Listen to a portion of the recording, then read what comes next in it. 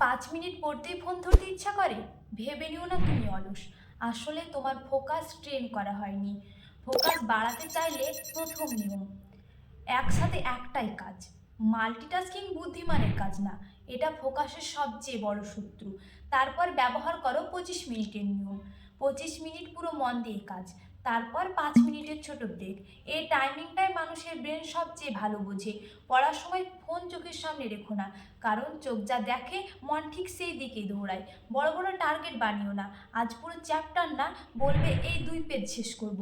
ছোট লক্ষ্যই বড় ফোকাস তৈরি করে।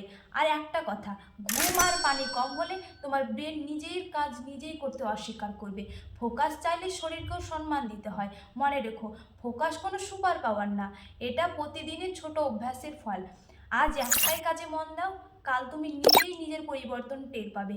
এরকম ভিডিও পেতে চাইলে চ্যানেলটি সাবস্ক্রাইব করো।